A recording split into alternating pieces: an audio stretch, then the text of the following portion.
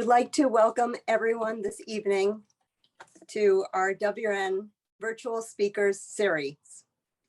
We are thrilled to be celebrating our continued journey to 50 and celebrating 5 decades of women in the Rabbinic. And of course, Rabbi Presend's Ordination. Tonight's presentation and our entire series is generously funded by WRJ's Yes Fund, and we're deeply grateful for that. In addition, we're deeply grateful for the funding of our core mission by the Jewish Women's Fund of Atlanta and the SRE Network. We hope that you'll join us for the entire series, and we're going to put the link in our chat. Please note that you need to register for each presentation separately. Each presentation will be recorded, and the recorded will be posted on our virtual series page of our website. It will be emailed to you if you're registered for the program, and will be available to the greater public. Each program, in fact, will be posted with discussion questions, so you can enjoy it either as an individual or with others in your community as an educational program. We're deeply grateful for the leadership of especially Rabbi Beth Clafter, who has been overseeing this entire series. She is co-president with Rabbi Emily Siegel and our communications VP, Rabbi Rachel Behrman. We're grateful for everyone's efforts on all the series, including Austin, who's overseeing tech, and Corey, who's helping with closed captioning tonight. It is my pleasure to toss this now to Rabbi Clafter to do an introduction and to hear our program. It is my pleasure personally and collegially and professionally to welcome and introduce tonight's speaker, Rabbi Carole B. Balin, PhD. Rabbi Balin and I were actually at HUC in New York together, and we've kind of reconnected over this wonderful journey of the WRN. As a prolific writer and teacher, Rabbi Carole Balin, PhD, is known for her fresh ideas, her authenticity, and her way with words. She is chair of the board of the Jewish Women's Archive, professor emerita at Hebrew Union College in New York City, her alma mater, where she was the first woman to achieve tenure. A Phi Beta Kappa graduate of Wellesley, she earned her doctorate at Columbia University in New York City and speaks widely about issues of gender and the Jewish experience. Carole is currently working on a book about bat mitzvah, anchored in the stories of the pioneering girls who sparked a gender revolution in the Jewish community. Her work on bat mitzvah has been featured in the New York Times, Huffington Post, Adventures in Jewish Studies, and in the Jewish press. We are so excited to learn from you once again, Rabbi Balin. Thank you. It's so wonderful to be here. I want to stop and welcome everybody who has joined, but that would probably take all the time. So please know that you are in my heart. Those I know, I look forward to getting to know people who I haven't met yet, but welcome, welcome. Thank you, Beth, for the lovely introduction, to Rachel, to Emily, to Mary, to Austin. Thank you for putting together this series and allowing me to open it with some historical background about 50 years of women in the Rabbinic. And I also want to mention the biggest cheerleaders for female rabbis, and I'll be mentioning them later in the program, namely women of Reform Judaism, and the huge role WRJ has played in supporting women rabbis, in championing them, both emotionally, fiscally, and being by our sides in partnership. So welcome everybody, and away we go. I'm going to share my screen. Let's see. I no longer see myself. Hang on. Let's just, here we go.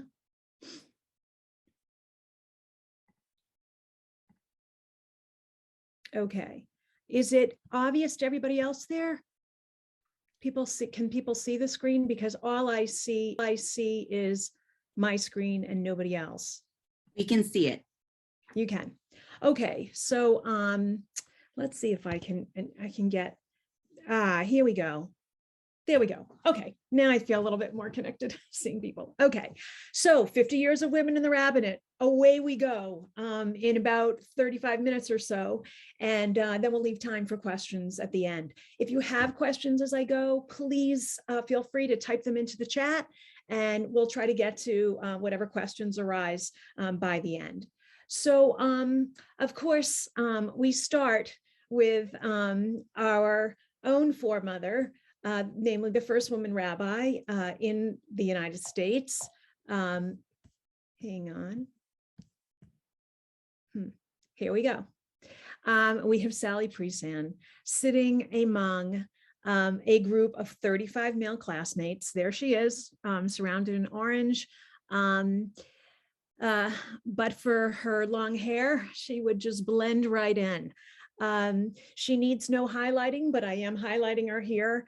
And we will get to learn a little bit about her story tonight for those who have not heard about her very audacious path to the rabbinate. So here we are on June 3rd, 1972, when Sally was ordained as a rabbi and surrounded by her male classmates, some of whom thought she came to school to meet a rabbi and get married, but that was not at all the case. If we go to the next slide, I'm just seeing, I think maybe someone's controlling a slide for me, which is great. Okay, so here we go. So here, about 47 years later, we have the last in-person gathering of the Women's Rabbinic Network held in California.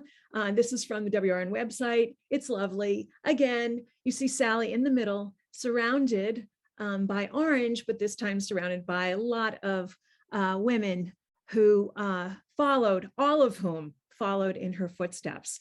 The contrast between the slide before, if we could just go back to the first slide and then, yep, and then cut right to the next one, says volumes. It's just quite remarkable. So if we go to the next slide, I want to talk a little bit about Sally's foremothers, our foremothers. I highlight three here. There are more than three. I recommend Pamela Nadel's book, Women Who Would Be Rabbis, for people who want a fuller version of the snapshot I'm about to provide. I'm going to start in 1890 with Ray Frank. Her full name is Rachel Frank. She was born in 1861 in San Francisco, and she was a newspaper reporter. And she arrived in Spokane on the eve of Rosh Hashanah and heard, there was going to be no service. So she gathered together the local Jews, probably guessing a few dozen at most, and she gave a sermon and led a service. And she was heralded in the newspapers, the local newspapers, as the girl rabbi of the Golden West. So Ray Frank, among the earliest of our foremothers. Second, if we go to the next slide, please. Oh, we go back, sorry, go back one more, stay where we are, good. The next slide, but sort of on this timeline, is Martha Newmark. Martha Newmark is spoken about in the annals of Reformed Jewish history, and I've studied her or come across her name quite a bit in the course of my profession. But this is this is the first time I've seen a picture of her. I want to share it with you. You see her youth here. And this is a picture not from an archival source at all, because I don't know if we have actual pictures of her, except this comes from a contemporary newspaper account. This was published on December 25th, 1920. You'll remember women had won the vote, earned the vote, with the passage of the 19th Amendment in August of 1920. And here is a picture of Martha. It says 1922, but the picture is actually from 1920. There was an article in the Lawrence Daily Journal World, quite a world, from Lawrence, Kansas, about Martha Newmark. And I want to read you just the little headline or the little subheadline about Martha Newmark. It says, upon completing her course of study, Martha, at the Hebrew Union College in Cincinnati, Miss Martha Newmark of Cincinnati will become the only woman rabbi in the United States. Miss Newmark is the first girl to take up the rabbinical course. Well, we know that it didn't come to pass. Martha never became a rabbi. In fact, on June 29th, 1922, the CCAR, that is the Central Conference of American Rabbis, that is the Reform Rabbis organization in the United States, met in Cape May, New Jersey on June 29th, 1922. And among the questions that came up for discussion was one about Martha Newmark. Martha was about 6-7 years into her course of study by that point. Imagine 6 or 7 years into her course of rabbinical studies. And she had made a request to be assigned a high holiday pulpit like her male classmates. So the rabbis had joined together to discuss the question of whether or not she would be allowed to lead a high holiday congregation as a rabbinical student. And I put it in quotes because there had been no official vote yet. She had been already accepted to study at HUC, but there was no resolution about what would happen on the other end after graduation. So the rabbis began to debate, and if you're going to be at the CCAR conference, those of you who are rabbis out there, I'll be speaking about this in far more depth. But the rabbis met in Cape May, and they started to discuss what to do about Martha Newmark.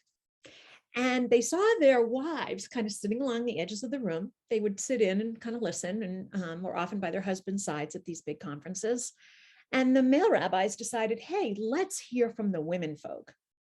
So a couple rabbis' wives got up and really advocated for Martha Newmark. And lo and behold, the CCAR on June 29th, 1922 voted 56-11 to allow, let me say their exact words. They say women, it's kind of a double negative. Women cannot justly be denied the privilege of ordination. They didn't come right out and say, go Martha, but they didn't also say, we're closing the door. Well, sure enough, Martha never did get ordained. The college, HUC College Board, voted in February 1923 to bar female ordination. And Martha withdrew after 7.5 years of her 9-year curriculum. We go to Regina Jonas, a bittersweet story. Regina Jonas was unknown to Jewish historians, to female historians or feminist historians until the Berlin Wall fell and the archives opened up. And we learned that Regina Jonas, who had attended the Hochschule for the scientific study of Judaism in Berlin, had been privately ordained in 1935. So that is roughly 40 years before Rabbi Priesand is ordained. She was ordained privately by Rabbi Max Dieneman. And shortly thereafter, within 3 to 4 years, 5 years, she was deported to Theresienstadt. And we do have records that even in Theresienstadt, she would preach and counsel. So Regina Jonas has been resurrected. Her role has been resurrected, and her privilege as a rabbi has been resurrected. And she is indeed at least the third of these four mothers and the first woman to be ordained in the world. If we go to the next slide, and this is a shout out to all our WRJ members online or later on watching this from your homes in groups or whatever you might be in with adult ed. This is Jane Evans. Jane Evans is a remarkable woman. I do want to get on to the story of women rabbis and push us past 1972. I will recommend, there's a book called Sisterhood. It's got a fabulous cover. Sometimes you can judge a book by its cover. And it's a series of essays. I edited it along with Jonathan Sarna and Gary Zola and Dana Herman at the archives in Cincinnati. And there is an essay in there about Jane Addams by Rebecca Coburn, who's a scholar at Columbia University. So if you want to dig in more about that, I don't know if Jody Gordon is online. Jody Gordon wrote a thesis with me on Jane Addams many moons ago. So Jane Evans, this is a picture of her speaking on April 29th, 1957 to 1,000 delegates in favor of ordaining women rabbis at a biennial General Assembly, which is a meeting of what was then known as the Union of American Hebrew Congregations, now known as the Union for Reform Judaism. That is the overarching umbrella organization of Reform Jews in North America. So Jane Evans gets up there as the executive director at the time of Sisterhoods, now known as Women of Reform Judaism. And she says, you know what, it's time. It's time for women to become rabbis. This is 1957. This is before President Kennedy in the early 60s gets together a task force on women. This is before Betty Friedan puts out her book, Feminine Mystique in 1963. It's way before Ms. Magazine puts out its first issue in 1972. This is early on. And this is the kind of role that Women of Reform Judaism, sisterhood have played in pushing forward the agenda for women, and in particular, in our case, advocating that women should be allowed to become rabbis.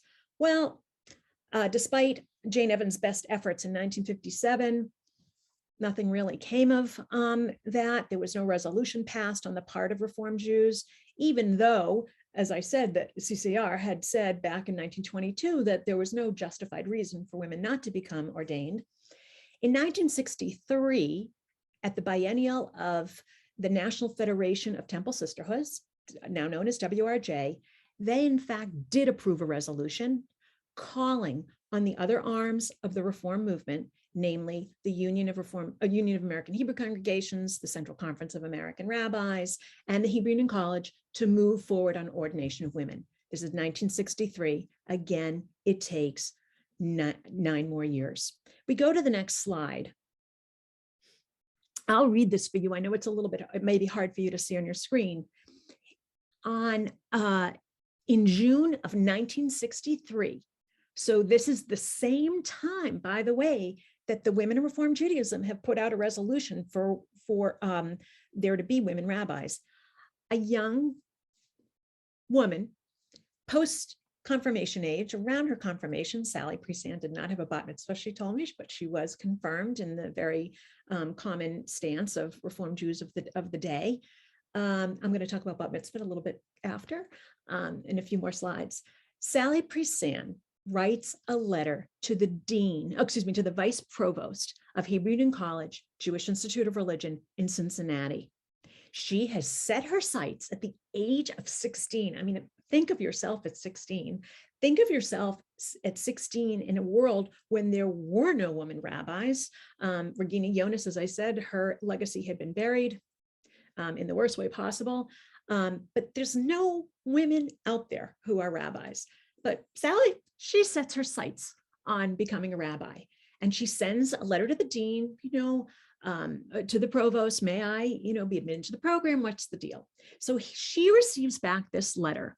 This is in the AJA archives in Cincinnati, dated June 17th, 1963. I won't read the whole letter, but I want to point out a few nuggets. So, dear Ms. Presan, we're pleased to learn of your interest. Second paragraph. Women are welcome in any of our courses, and we would be glad to discuss with you the various programs in which you might be interested. Now, Sally, just a word here. She's 16, and you might wonder, why is she applying now? Why is she even thinking about it? Well, in the day, there was a special program whereby high school students could apply to HUC for rabbinical school with an undergraduate program of 4 years first at the University of Cincinnati, and then their graduate program of 4 years in the rabbinical school at HUC. The campuses are basically across the street from each other. So Sally knew of this. She had actually attended these colloquia, these sort of meet and greets held in Cincinnati at the time for prospective students, and she knew that this was a possibility. So, continuing with this letter, women are welcome in any of our courses, and we'd be glad to discuss it. Second sentence of the second paragraph. Since you state in your letter that your interest leans specifically to the rabbinate, we would have to inform you candidly that we do not know what opportunities are available for women in the active rabbinate, since we have as yet not ordained any woman. So what's really interesting about this letter, and this is going to be a theme as we carry forth through the rest of this presentation about it's not so much whether or not women can study to become rabbis, whether or not they can endure the curriculum, whether or not they have the know-how or the background. The concern is, are they employable? What will happen when they finish at the College Institute? And I mean, I have to say, thank you to Joseph Karasik here, Rabbi Assistant to the Provost, who puts it out there candidly, as he says.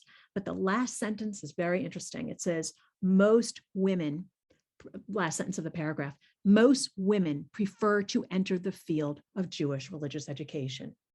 So this young woman is, nudged, prodded, directed, redirected to Jewish education. Well, that's not going to stop Sally. She applies, she gets into the University of Cincinnati. In her last year at the University of Cincinnati, she formally applies to rabbinical school and she is accepted, and we have that letter as well. If we go to the next slide, Sally arrives at HUC JIR in Cincinnati.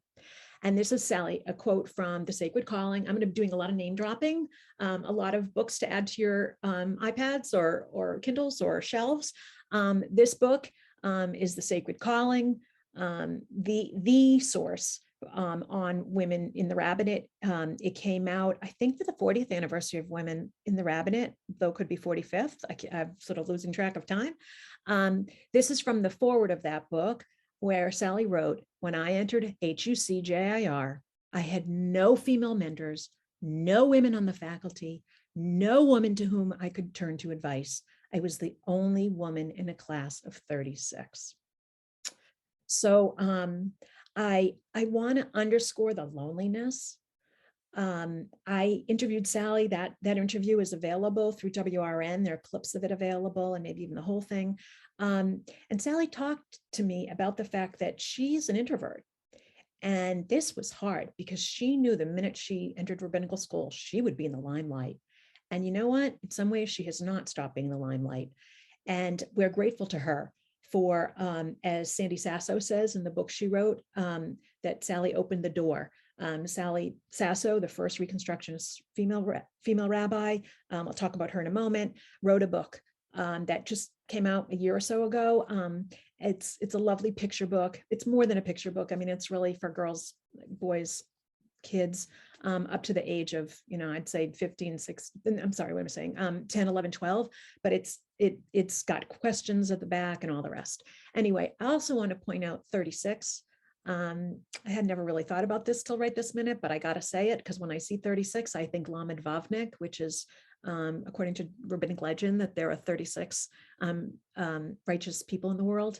And the fact that Sally was the 36th in her class just kind of sends shivers.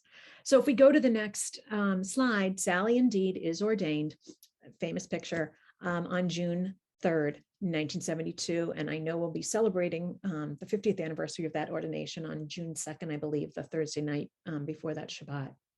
If we go to the next slide, I want to move ahead to the 1970s and talk about a few aspects of women in the rabbinate over the course of that decade. It was a very busy decade, a very difficult decade in some ways for those very early Vatikot, those veterans in the rabbinate, the pioneers.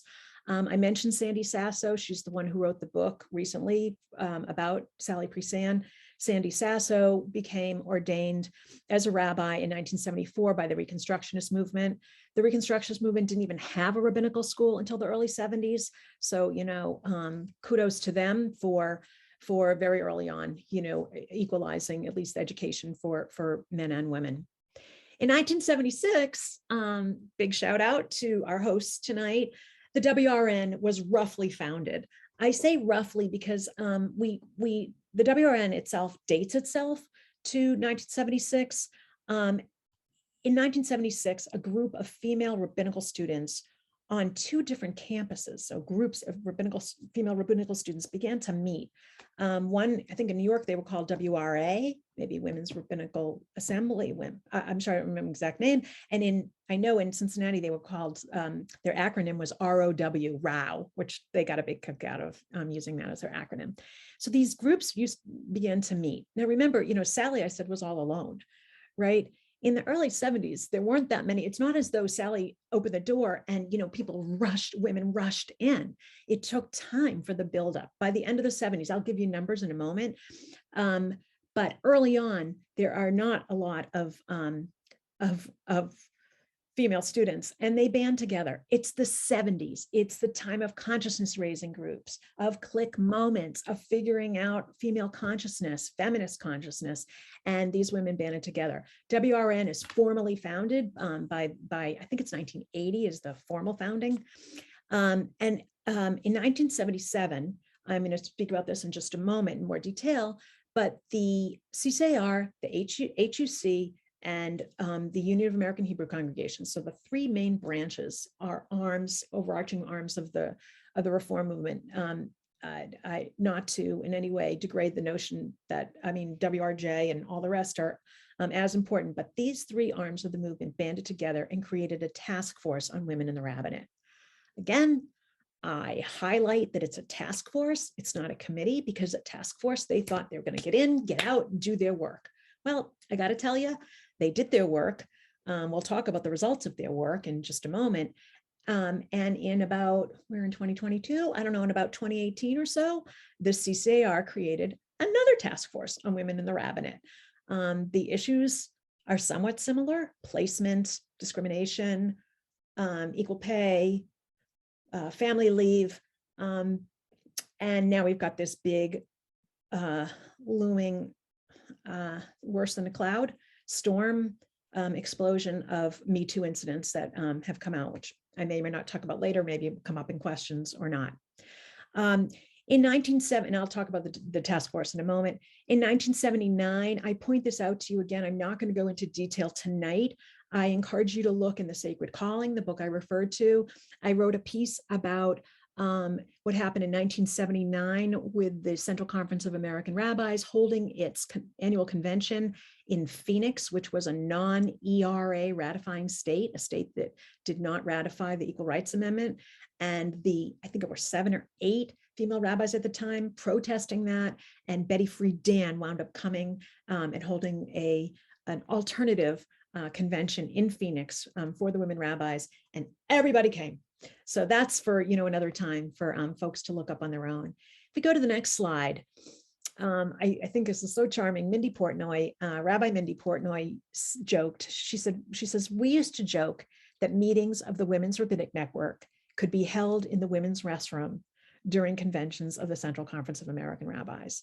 Again, I just want to point out how small this group was, how little support they had outside of each other, and how important really the WRN became in supporting female rabbis, creating, advocating on behalf of them, and creating policies.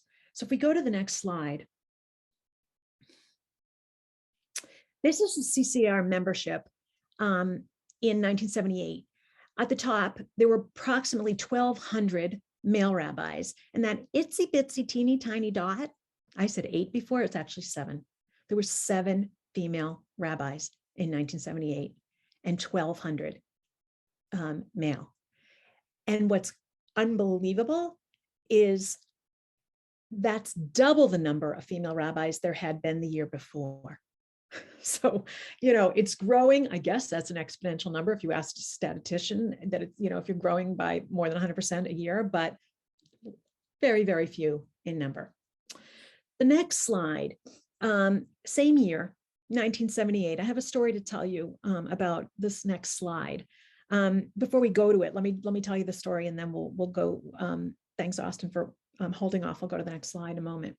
So Ellen Lewis, Rabbi Ellen Lewis, who is a very prominent member of the WRN and the CCAR, and a lovely human being, was a student rabbi Allison Park, Pennsylvania. And Ellen told me that she was scheduled to start right around the high holidays. She was a rabbinical student, maybe I think in her 4th year, maybe 5th year of rabbinical school. And she was assigned to go to Allison Park and become their student rabbi for the year, a little teeny tiny congregation. And the male student who had been there the year before Ellen warned her. And he said, you know, Ellen, this could be tough for you. You know, these folks aren't used to seeing women on the bima. They're not used to women's voices from reading to chanting Torah. And I got to tell you, Ellen, that it turns out there's a girl who's supposed to become bat mitzvah right after you start, like, 6 weeks or so into this new job. And her father is the president of the synagogue, and he's not wild about you coming on board. Well, with that warning in mind, Ellen packed her bags and went to that congregation for her first visit. And within a Shabbat, she became beloved. So if we go to the next slide, this is the bat mitzvah girl speaking to Ellen right before her bat mitzvah. She says, Rabbi, for my bat mitzvah, do you think we can wear matching dresses? Now, this is, so sweet and heartwarming, but it's also really, really serious. Imagine, girls had become bat mitzvah since 1922. This girl, Beth Krause, now known as Beth Krause Harper, had never seen a woman rabbi, had probably only seen maybe 1 girl, 2 girls even on a bima before. Maybe she saw a woman every now and again for a sisterhood Shabbat, but she had no role models. And here was Ellen Lewis. And bar mitzvah boys, for centuries, bar mitzvah has been around, the rite of it has been around, the ritual, since the 14th century, at least. Bar mitzvah boys, they look to their rabbis, look to the fathers who go up to have an honor on the bima and have for an Aliyah to read Torah. They had role models. Here's Beth Krause, like you can hear it in her voice, like, I want to be like you. What do I do? You are my role model. I mean, that's what this underscores. And I just think it's a perfect story for pointing out, again, the loneliness, the lack of other women on the bima. I am going to just do right now a shameless plug. As when I was introduced, Beth mentioned that I'm writing a book on bat mitzvah. Well, it is the 100th anniversary of bat mitzvah on March 18th. So in just 3-4 weeks. And I cannot not say it especially to this audience. So if we go to the next slide, I just want to point out to you, please, if you're at all interested in bringing programming of any sort to your synagogue around bat mitzvah, go to the Jewish Women's Archive website. It's jwa.org, bat mitzvah 100. I feel like I'm at a QVC commercial or something. But this is a celebration of bat mitzvah. We've created a national Shabbat across America. WRN has signed on, WRJ has signed on, the leaders of the conservative movement, reform movement, reconstructionist movement, Maharat, which is the female, the Orthodox women's yeshiva, Hadassah, Kesher. I mean, just something like 20 different national organizations have signed on to do something special to celebrate bat mitzvah on that Shabbat. March will be really March 19th and 20th. So take a look.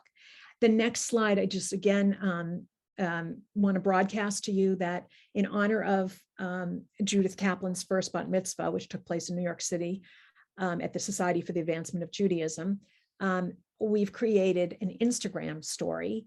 This is the post for it. If you put in this address, you will come up with a series of 10 or 11 stories told by this child actor. I'm blanking on her first name. Her last name is Tanzer. Begins with an N. I'm sorry, blank on her name right now. She's a congregant, by the way, of Rabbi Karen Perlman at Temple B'nai Jeshurun in Short Hills, New Jersey, and she goes to a day school in New Jersey, and she's fabulous. She plays Judith Kaplan. And she talks about her upcoming bat mitzvah. It's a great way for bar and bat mitzvah kids, to get in on the celebration and to learn. And then we can move on to the next slide. So 1980s. So as I said before, the end of the 1970s, we have, this many male rabbis and this many female rabbis. The Task Force on Women in the Rabbinate, the first one that was convened in 1977, and which, by the way, included female rabbinical students and rabbis were invited to take part in this. In around 1978, 79, the leaders of that task force asked members of the Women's Rabbinic Network. Remember, the Women's Rabbinic Network had just been codified into or canonized into an organization. They held their first meetings in 1976, but they really galvanized into a full-on arm of the reform movement of the CCAR in 1980. The same year, they were asked to create PAT teams, P-A-T, which stands for Placement Assistant Teams. Again, that thread I brought up when the vice provost wrote back to Sally Priesand as a kid and said, you can come, but I don't know what kind of jobs they're going to be for you. These placement assistant teams went out into congregations to prepare and familiarize congregations with the placement process, that is, congregations looking for new rabbis, and to, this is what they said, alleviate prejudices against women rabbis.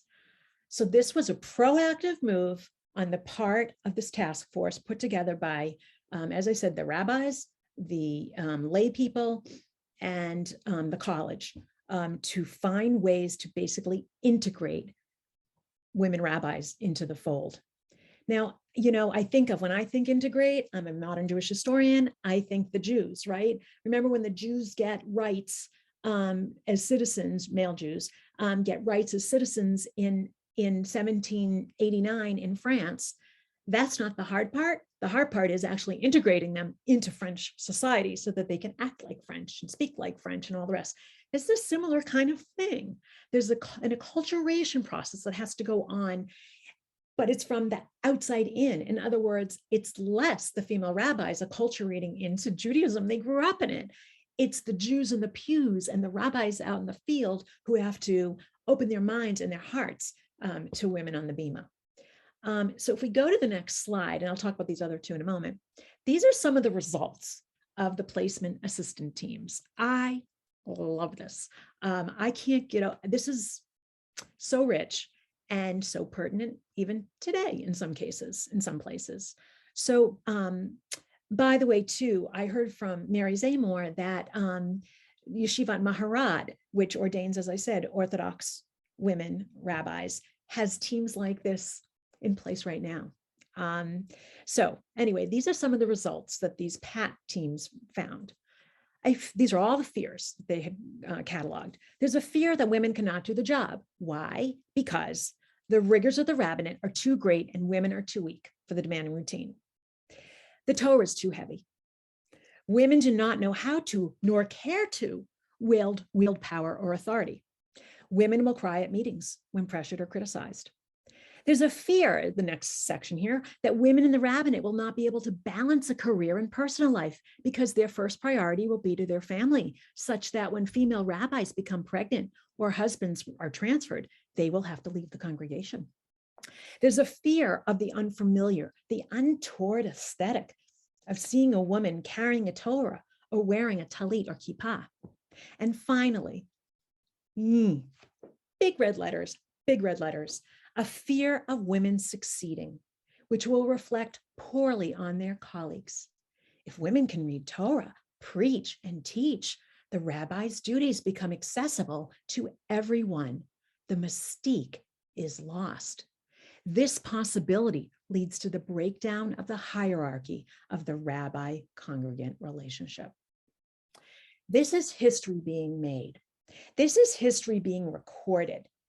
These are the results of teams going out into the congregational world and figuring out what intimidates people about female rabbis, what scares them, what makes them feel all kind of cringy and uncertain. I can tell you that if you interview every female rabbi on this call right now and all the other colleagues, they can tell you 1, 2, 5 stories about meeting somebody who says, oh, woman rabbi, can you do X, Y, Z? This persists to today. The mystique is lost. The breakdown of the hierarchy. You see a woman who's pregnant up on the bima. What does that say about sanctity? I mean, you could also say, wow, what does that say about sanctity? So this is just an embodiment, if you will, of those fears. And again, I would suggest that, you know, we've come a long way, but this is still at our backs, at our fronts. Let's go to the next slide, please. This is Amy Eilberg, who was ordained as the first female conservative rabbi in 1985, a picture reminiscent of that one of Sally among her classmates in 1972. It's a complicated road in the conservative movement for its own reasons to women becoming rabbis, but here it is in 1985. And I'll just say as a personal note, I was a college junior when Amy was ordained, and I'll never forget reading it in the paper and just kind of my heart pitter-pattering. I was too young when Sally became ordained to really understand or know much about it. I was only 8 or so, but Amy, because just sort of my own age, you know, it's your frame of reference, which is so important, again, in these stories of people who are different or who are other, taking on these roles that they hadn't customarily held in the past. The next slide is one of my favorites. This is a slide by Frederick, a photograph you'll see here. On the right, I have a bigger picture of it. I'll show you in a minute, from 1994. We're into the 1990s now. We've moved, there's the slide. We'll go back to the timeline in a minute. I can't identify everybody on these beds, but what this shows, right, is by the 1990s, right, and prior to that as well, couples are meeting in rabbinical school and they're marrying. It'd be really interesting to juxtapose a photograph from today's couples who are meeting in rabbinical school. They may not all look like a man and a woman right on these beds. It's really kind of a priceless picture. I don't know everybody in the picture, but I will point out that Beth Clafter is here on the right. And in the middle are my own classmates, Susie Hennison Moskowitz and Steve Moskowitz. And then I won't go on to the others. If we could just go back to the previous slide, Austin, for a minute. So in the 1990s, you can see these changes. In 1990, the college, where am I? The HUC president declares that the institution, again, this sort of negative, double negative, this is what he said. The HUC president declares that the institution would not affirmatively discriminate against gays and lesbians who applied to rabbinical school. Up until that time, before 1990, and I was in school at the time, if you were out and gay, you weren't getting an application to HUC. This was revolutionary in its day. Now it feels a little bit, shoulder shrugging. I was told by Mary Zamor that this year they're creating a non-binary ordination certificate, a smicha, for folks who don't identify as a man or a woman or both or neither. In 1992, Nama Kelman, who is now the dean of the Jerusalem campus of Hebrew Union College, became the first woman rabbi in Israel. Nama is an Olah, that is, she immigrated to Israel. She's from New York City. Her father was a very significant, prominent conservative rabbi. She's from 8 generations of rabbis or so. She was the first woman a woman in Israel to be ordained. The first Sabra, that is a native-born Israeli to be ordained a woman, is Rabbi Maya Leibovich, who, some of you may know, she pops back and forth to the United States often. If we go to the next slide, I'll talk about, yes. So here's, I just love this slide. Debbie Zecker, who is a rabbi married to Dennis Ross, who's also a rabbi. She could have been, in the Frederick Brenner portrait. She was ordained in 1988. And this is a picture from 1994. I love this picture. This is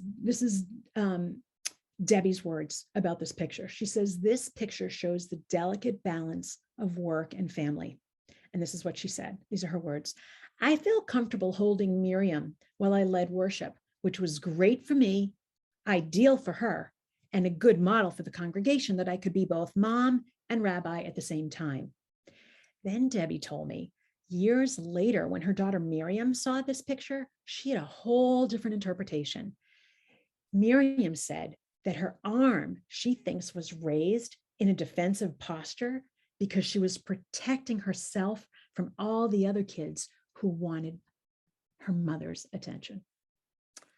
Amazing. Now, the creme de la creme of this photograph is the young woman on the right corner, at the right bottom corner with the glasses. That young woman was very close friends with Debbie's older child. That young woman is Rachel Maimon, who went on to become a rabbi and is out there in rabbi world today. If we go to the next slide, we go to the 2000s. Here, we're in our own time, sort of. In 2005, this is a photo from, I think it's Robin Nafshi, where she met her wife in rabbinical school. Her wife, Shira, I'm sorry, I'm blanking on their last names right now, but Robin and Shira married in rabbinical school. They met in rabbinical cantorial HUC school. Robin went on to do lots of marriages between women, between men. And it took, I mean, I really think it became normalized, beginning in the early 2000s for out queer rabbis to be not just tolerated, but really accepted and embraced. And, we can have a whole conversation about that another time. In 2009, Sarah Hurwitz is ordained as the first female Orthodox rabbi in an institutional setting. There had been private ordination of Orthodox women in the past, but Sarah Hurwitz was ordained by 3 rabbis after a long course of study. Avi Weiss, Rabbi Avi Weiss of the Hebrew Institute of Riverdale in New York City, had led the charge. That was in 2009. There are dozens now of Orthodox women rabbis, and they tend to study, at least in America, at Maharat. I referred to that earlier. Sarah Hurwitz was originally known as Maharat, and her title was changed later to Rabbah, a feminized version of rabbi. Rabbi really, I mean, it means Rav, means my Rav, my teacher. I won't do it. We don't have enough time, but we could do a whole conversation about language and where women rabbis fit in to how we refer to our leaders. Here's the next picture is from 2020. It's somebody's screen because it was Judaism online all the time. Those students who were ordained that year, didn't roam very far.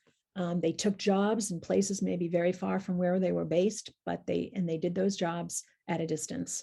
And we are just now, right, coming out of that era in some places and slowly but surely.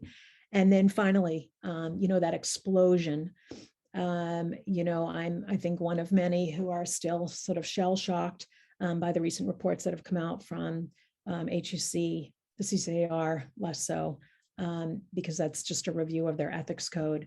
And the most recent one just last week, 10 days ago, from the Union for Reform Judaism. I'll end with these discussion questions, and then, as I said, I'll take your questions. These discussion questions. Oh, I'm sorry. This is another plug. We're offering a series of 4 sessions on women in the rabbinate. It's an online history course. It begins March 2nd, next week, Wednesday night, where I'll be interviewing Sally, and we'll be talking about her groundbreaking ordination. Then on the 10th, March 10th, another known Reform personality, or two of them rather, Carla Goldman, Dr. Carla Goldman, who's a scholar at University of Michigan, will be speaking with Rabbi Laurie Geller, the third woman ordained as a Reform rabbi in this country from LA. They're going to be discussing Regina Jonas. I gave you a little bit snapshot of her history, but if you want a full-on course session, please join on the 10th. On the 24th, Sarah Gardner and Sigal Samuel will discuss Osnat Barzani, or Osnat Barzani, who was a respected Torah scholar and yeshiva leader in 17th century Kurdistan, a Sephardi Jew. And then finally, on March 31st, the CEO of JWA, namely Judith Rosenbaum, will interview Angela Buchdahl, and they'll discuss Rabbi Buchdahl's pioneering path and these last 50 years. So the last slide is, as I mentioned before, discussion questions. What surprises you about this history of women in the rabbinate? When did you first encounter a female rabbi? What changes have you noticed as a result of the advent of female rabbis? What obstacles remain for female rabbis? And what will the next 50 years bring? And I do invite you to join over the next 4 weeks, when we'll be, or I'm sorry, I think it's months, excuse me. I think it's one a month at the end of each month, when there will be other topics about 50 years of women in the rabbinate. So I thank you for your attention. I'm going to stop for the formal part of my presentation. And I think Beth's going to let me know some of the questions that came up in the chat, and I'm happy to speak. And again, hello to all those folks out there. I see your names. So yes, thank you. So you referenced, sorry, I just lost the question here for a moment. You referenced just now, Carole, the recent reports. And we actually have a question that really focuses on that, and I'm going to find it here. A colleague has asked, how do you assess the 3 investigations into this sexual misbehavior in our movement, given the history you just shared? And how do you see the WRN's role in that larger picture? And that's a question directly from a colleague. Sure. So, as I said, from the get-go, the WRN, even before it became an institutional organization of the Reform movement, saw as its role supporting and advocating for female rabbis. And if anything, that's escalated. Kudos, kol hakavod to Mary Zamor.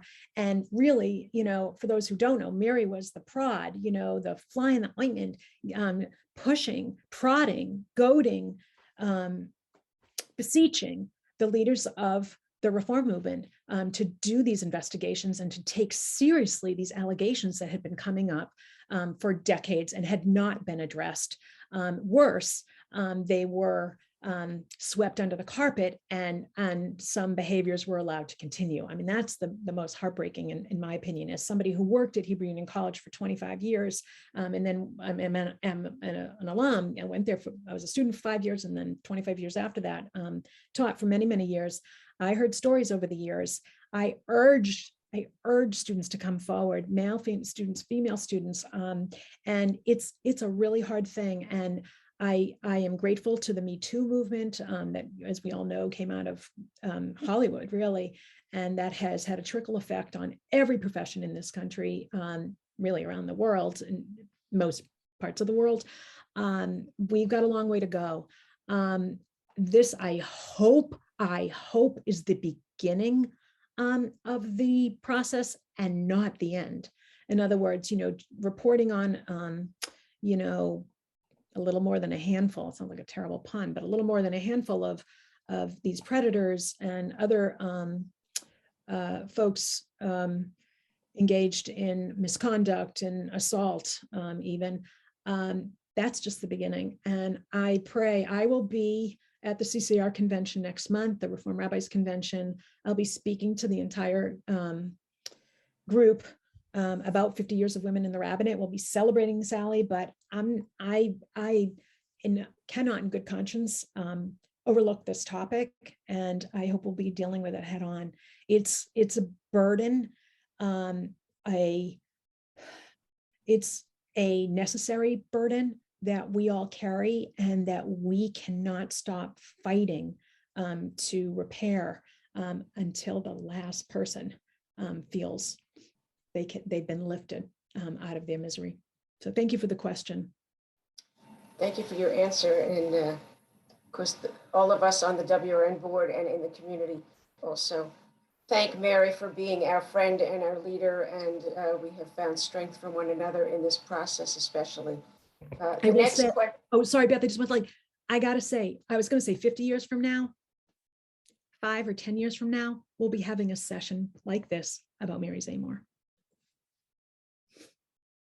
If she lets us, she'll be, but we will support that. Changing gears entirely to a different type of question. What about women who were elected to succeed their husbands who had died in small congregations in the South prior to 1972? Yes. So she was not, I gave a few headshots, of the foremothers. Paula Ackerman is the most known of that progression, where a male rabbi dies and in his wake, his widow leads the congregation. We don't have a lot of examples of that happening. The ones that we have are the ones that were recorded. And this is my plug for, get your archives to get your, papers to the archives. Please, write it down. Let us know, because, historians like me, 25 years from now want to tell the story. So there's an urgency about those facts. But indeed, that there was a subset of women. Paula Ackerman, Marla just put her into the chat. Yes, part of the story as well. So there was another question. I'm not sure, back to sort of the first theme. I'm not sure if that you have more to ask about this, but somebody said, I was very surprised and sad to learn about the abuse of female rabbinic students over 16 years. Can you comment if you had anything more to add? I don't know. Yeah, I mean, not just rabbinical students, but cantorial students as well. That's what I would add. And I don't know about the history of Jewish education students. I can't imagine that they were, they dodged this bullet. I don't have anything official to say. My heart goes out to them. As I said, until every last stone has been unturned and examined and put back into sort of like a wall of, of memory that will be before us, so that this never happens again. That's our work. That's our work. And I know the WRN is dedicated to that. And I beseech all of you to, join in that effort.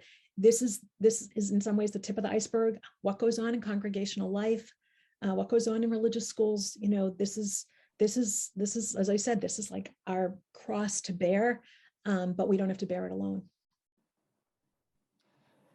So I have one more, if we can. There's a trend these days not to specifically identify as women rabbis, because it differentiates from the men.